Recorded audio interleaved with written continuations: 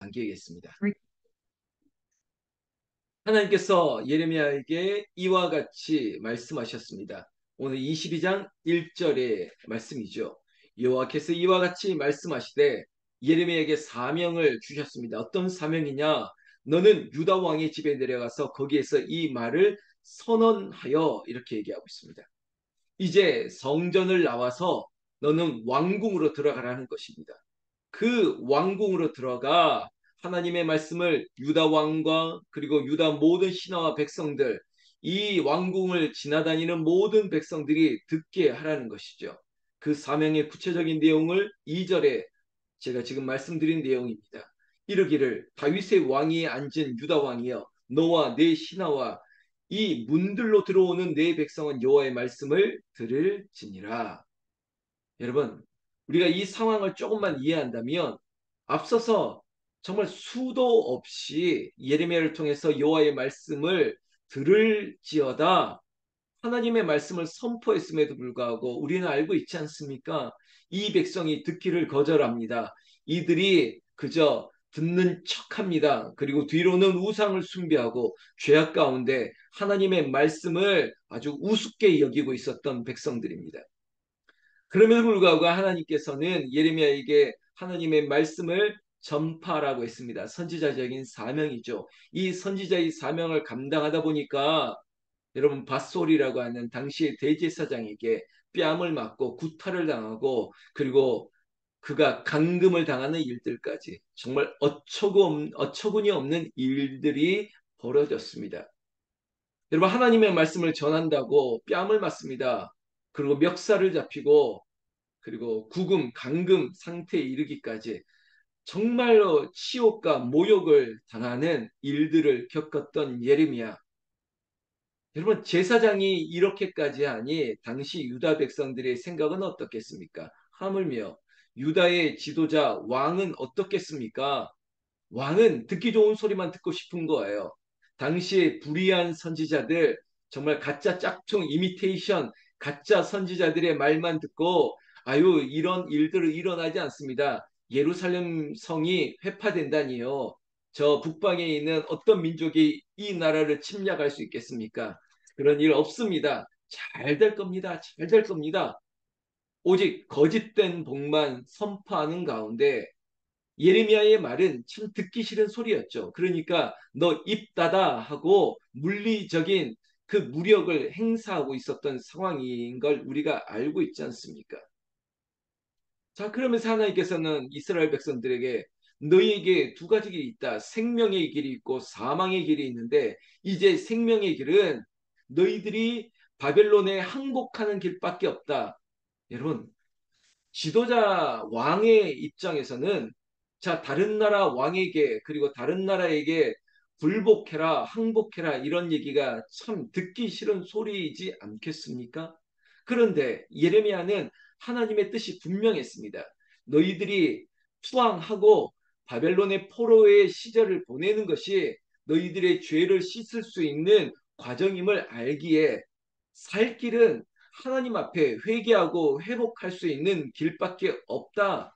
그것은 하나님이 지금 역사를 짜놓고 하나님의 뜻대로 순종하는 길밖에 없는데 그저 무턱대고 아이 그럴 일 없어. 우리는 결사항전을 해야 될 거야. 우리는 이 성을 끝까지 지켜낼 수 있어. 라고 했던 근거 없는 자신감. 이거 이제는 완전히 깨어져야 된다는 것입니다. 여러분 그러다 보니까 하나님께서는 이제는 네가 가서 설교하라는 겁니다. 정확하게 알려주라는 것입니다. 여러분 담임 목사에게 하나님께서 명령하십니다. 하나님의 말씀을 여러분들에게 저를 통해서 입술을 통해서 듣게 하시는 거예요. 어쩌면 매 주일 한 번의 설교일 줄 모르겠지만 우리를 향한 하나님의 뜻을 전달하는 거예요. 단순한 믿음으로 살아라. 하나님의 열심을 믿어라. 이거죠. 하나님을 믿으면 하나님께서 우리에게 일하신다는 거예요. 우리에게 부지런하게 우리가 자고 일어났더니 시체가 널브러진 것처럼 하나님께서는 우리에게는 기적 같은 일들을 할 수 있다는 것입니다. 그것을 믿는 것이죠. 그런데 문제는 여러분 지도자들이 문제입니다. 지금 왕이 문제예요. 그래 왕부터 지도자부터 임금들부터. 그래서 하나님께서는 예레미야에게 여러분 어쩌면 굉장히 위험한 제안을 하신 것입니다. 왜요? 성전에 있어도 안전하지 않았습니다. 그런 예레미야를 지금 왕궁으로 들어가게 하셨습니다. 그리고 그곳에서 왕에게 모든 신하들에게 그 문을 드나드는 모든 사람들에게 여러분 당시에 결국은 권력을 진 사람들에게 쓴소리를 해야 되는 책무를 주셨습니다. 참 힘든 상황입니다. 분명히 어려운 일을 당할 것을 알고 있음에도 불구하고 하나님의 말씀이기 때문에 그는 담대하게 왕궁으로 나아갈 수 있는 것이죠. 여러분, 오늘 새벽을 깨우고 오늘 또 멀리 떠나시고 또 우리의 삶의 자리가 어디 다 각자 다를지라도 우리가 그곳으로 담대히 나아가서 여러분 삶의 예배자 나를 통해서 하나님의 복음이 전파될 수 있다면 이것은 우리에게 주어진 은혜의 기회인 것입니다. 그리고 우리는 그 자리에서 담대하게 내 삶을 통해서 하나님이 살아계심을 증거할 수만 있어야만 되는 것이죠. 오늘 예레미야는 누가 뭐라 할지라도 하나님께서 여호와의 말씀을 들을지어다 이 명령을 준행하기 위해서 그곳으로 갔습니다. 그리고 3절에 여호와께서 이와 같이 말씀하시기를 너희가 정의와 공의를 행하여 탈취당한 자의 압박하는 자의 손에서 건지고 이방인과 고아와 가부를 압제하거나 학대하지 말며 이곳에서 무죄한 피를 흘리지 말라. 여러분 하나님 앞에 성결 거룩은 고아와 과부를 여러분 정말 챙겨주는 것이에요. 살피는 것이에요. 그런데 지금 왕, 그 당시의 지도자들, 권력 있는 자들이 사랑과 정의와 공의 다 잃어버렸습니다. 구체적인 얘기하고 있지 않습니까? 이방인과 고아, 과부를 압제했다고요. 학대하지 말라는 것입니다. 여러분 그들의 그 권력을 유지하기 위해서 오히려 민초들의 고통을 그들이 외면하고 있는 이 현실. 여러분 종교적인 영적인 타락뿐만 아니라 그들의 삶이 완전히 무너졌습니다. 하나님께서 정의와 공의를 뭐 구체적인 다른 얘기가 아니라 여러분 사랑과 정의는 하나님께 영광을 돌리는 것이고 그리고 우리의 주변의 수평적인 사람들에게는 즐거움과 기쁨의 행복을 전하는 것이에요. 하나님을 사랑하는 것이 제1계명 그리고 내 이웃을 내 몸같이 사랑하는 게 2계명. 여러분 우리가 이 말씀을 알고 있어요. 지금 예레미야가 활동했던 시내도 이미 오래전에 하나님이 언약으로 주셨던 말씀을 알고 있어요. 내 마음을 다하여 내 정성을 다하여 내 힘을 정성을 목숨을 다하여 하나님을 사랑하고 내 이웃을 내 몸과 같이 사랑하는 것 이것이 율법의 제1이 되고 제2가 되는 것을 알아야 됩니다. 그래서 저는 이런 하나님을 향한 그 첫 번째, 두 번째 계명을 또 다른 수사로 좀 만들어 본다면 하나님께는 영광, 이웃에게는 행복이에요. 그것을 뭐 억지로 사자 성어처럼 만든다면 하, 영, 이, 행 하나님께 영광, 이웃에게는 행복. 그것이 삶의 예배자의 모습이죠. 우리가 그 삶을 살아내기 위해서 여러분 내가 숨 쉬고 있는 것입니다. 내가 지금 여기 있는 것입니다. 그거 아니고는 내가 여기 있을 이유가 없어야 되는 것이에요.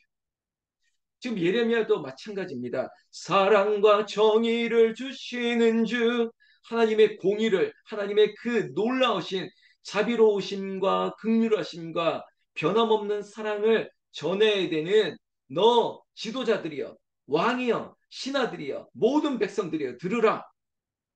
4절 너희가 참으로 이 말을 준행하면 다윗의 왕에 앉을 왕들과 신하들과 백성이 병거와 말을 타고 이 집문으로 들어오게 되리라. 여러분 다윗의 은혜 여러분 어제도 이사에서도 그런 얘기를 했지만 다윗의 길을 걸었던 왕들을 대한 평가가 진정한 평가였습니다.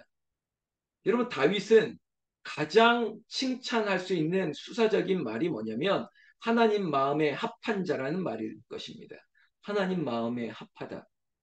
여러분 이스라엘의 왕이 그리고 당시의 지도자들이 하나님 마음에 합하게 살아야죠.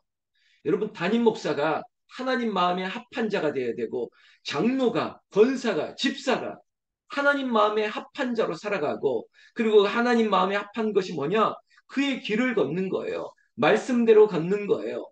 우리가 주님 앞에 생명의 길이 있음을 믿고 그 앞에서 기쁨과 즐거움을 누리는 삶을 선택하는 것이에요.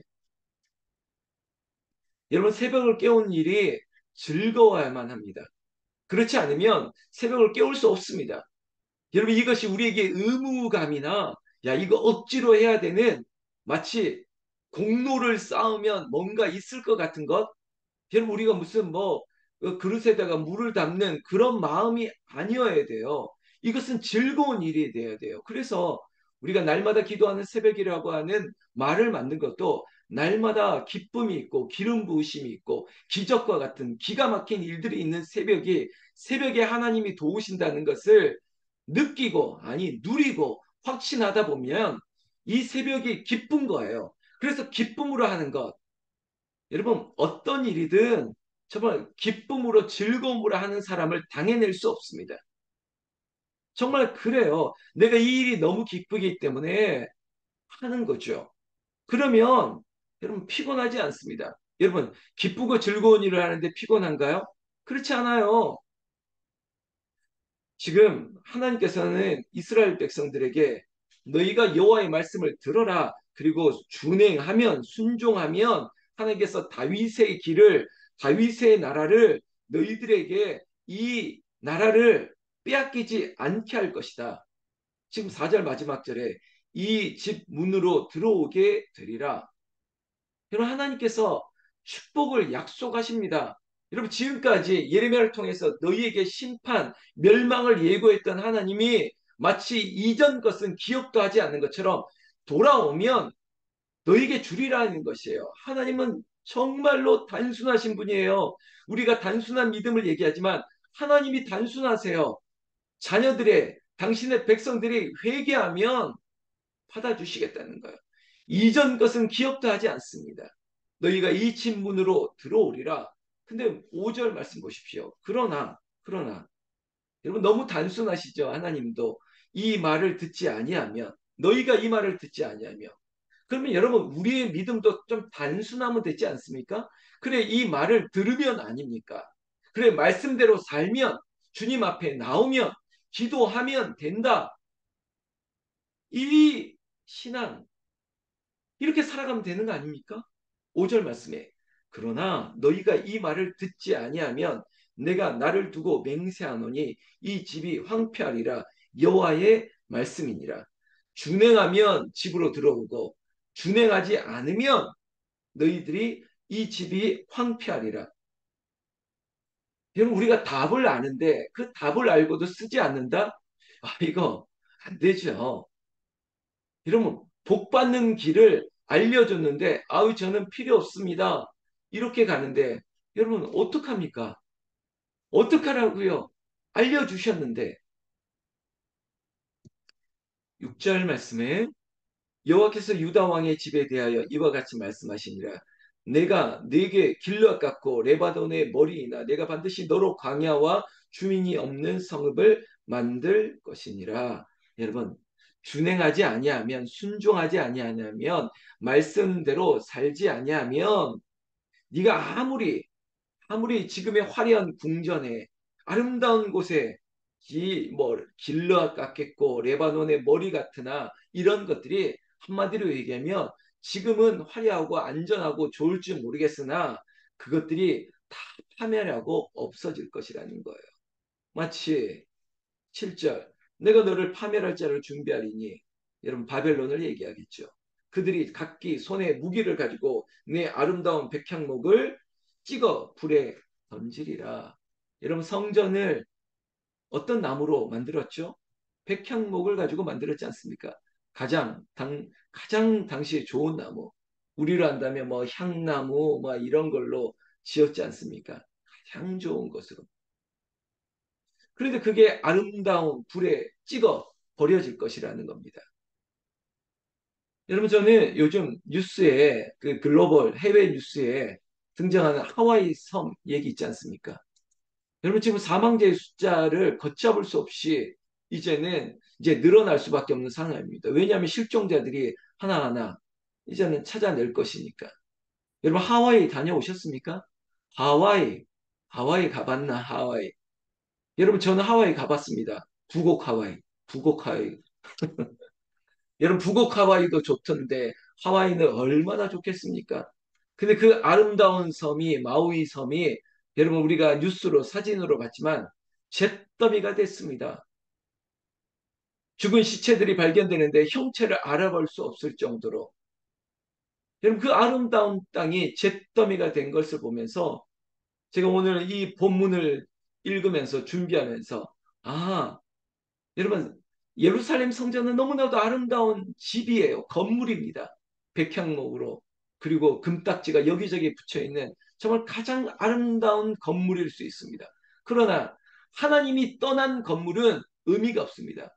우리 북한산 개도원 홍은절교회 건물 지어놓고 안심하지 마십시오. 이 건물은 건물일 뿐입니다. 여러분 냉정하게 생각해 보세요. 하나님의 은혜가 없으면 이 건물은 건물뿐이라니까요. 이 건물 그냥 다른 용도로 써도 아무 문제 없습니다. 우리가 예배하는 곳이 성도가 건물이지 건물 지었다고 안심하지 마세요. 지금 왕궁에 왜 찾아갔습니까? 그들은 근거 없는 자신감. 아이 우리는 이 건물을 가지고 있잖아. 그 하나님의 성전은 무너지지 않지. 천만의 말씀. 촛대가 옮겨진 성전은 성전의 기능이 상실되었습니다. 아무리 아름다운 궁전이라 할지라도 하나님이 떠나면 필요 없습니다. 오죽했으면 하나님께서 내 아름다운 백향목을 찍어 불에 던지리라 말씀하셨습니까? 여러분 우리 북한산 기도 노문제에게도 엄중하게 들어야만 됩니다. 여러분 우리 50년 동안 우리 장로님부터 시작해서 여기 계신 새벽을 깨우는 분들이 특히 그러신 분들이에요. 앞장섰습니다. 이 일을 이루었습니다. 이렇게 이루고 나서 끝입니까? 절대 그래서는 안 됩니다. 여러분 이 건물은 제가 위험한 말일 수 있지만 이거 우리 것이 아니에요. 하나님의 것이에요. 하나님께서 이거 내어놓으라면 내어놓고 다른 곳으로 우리가 바벨론으로 광야로 떠날 수 있어요. 지금 하나님의 말씀 다른 것 아닙니다. 너희가 말씀대로 살아라는 거예요. 여러분 오늘 매일 성경의 제목이 유다 왕을 향한 설교예요. 오늘 이 새벽에는 장로님을 위한 설교, 권사님을 위한 집사님을 위한 설교, 오늘 나를 위한 말씀이에요. 그렇다면 이 설교, 여러분 하나님의 말씀을 풀어주는 거 아닙니까? 하나님의 뜻을 설명하는 것, 쉽게 전하는 것, 이게 설교, 서먼이거든요. 그렇다면 이걸 들어야죠. 깨우쳐야죠. 8절 말씀에 7절 이어서 8절에 여러 민족들이 이 성읍으로 지나가며 서로 말하기를 여호와가 이 큰 성읍에 이같이 행함은 어찌 됨인고 하겠고 우리가 지금 하와이 섬을 보면서 야 이게 어쩌다가 이렇게 됐냐고 여러분 우리가 그 뉴스를 들을 때마다 아니 저 섬이 어떻게 저렇게 불이 날 수 있지? 정말로 뭐 지상 낙원이라고 하는 하와이가 저렇게 잿더미가 되고 수백의 사람들이 죽을 수 있단 말인가? 여러분 지금 우리가 이렇게 이거 어떻게 이런 일이 일어났지라고 하는 것처럼 하나님의 성도 다 회파되고 찍어 불에 던지고 그리고 주변에 있는 이방인들 지나다니는 사람들조차도 아니 어떻게 이런 일이 일어날 수 있어? 그런 일들이 너희에게 일어나겠다는 거예요. 그러면 그제서야 구절 그들이 대답하기는 이는 그들이 자기 하나님 여호와의 언약을 버리고 다른 신들에게 절하고 그를 섬긴 까닭이라 하셨다 할지니라. 오죽했으면 여러분 유다 왕들보다 다른 사람들이 뭔지 알아요. 야 지금 이런 일이 일어난 것은 그들이 우상 숭배했기 때문이야. 아니 저들은 보니까 하나님을 유일하게 섬긴다는 유일하게 믿는 그런 민족인 줄 알았더니 아니 우리도 옆에서 같이 살아봐서 알겠는데 아유 목사가 별반 다름없네. 아유 뭐 장로라고 하는데 우리랑 똑같네. 아유 더하네.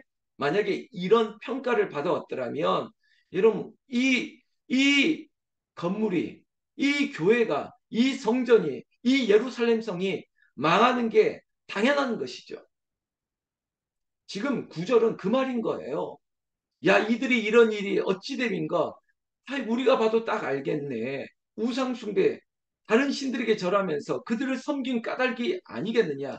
여러분 우리에게 찾아오는 어떤 고난이 있을 때 어려움이 있을 때 여러분 가장 먼저 외부에서 문제를 찾지 말라고요. 내 안에 문제를 찾아야 되는 거예요. 내가 지금 하나님만을 전심으로, 그래서 어제 수요 예배 제가 이런 말씀했거든요. 하나님께 전심, 사람에겐 진심. 여러분 지금 신앙생활 전심으로 하고 있습니까? 지금 여러분들의 그 수평적인 이웃에게, 사람에게 진심입니까? 여러분 제가 이렇게 마지막 말을 던집니다. 교회의 전심이세요? 목사에게 진심입니까? 여러분 주변 성도들에게 진심이에요? 하나님께 전심을 다하고 있습니까? 여러분 오늘 제목이 설교입니다. 오늘 목사의 얘기를 들으십시오. 그리고 여러분들 듣는 사람에게는 다윗의 왕조를 회복한다고 얘기하고 있습니다. 축복한다고 얘기하고 있습니다. 그러면 여러분 쉬워요.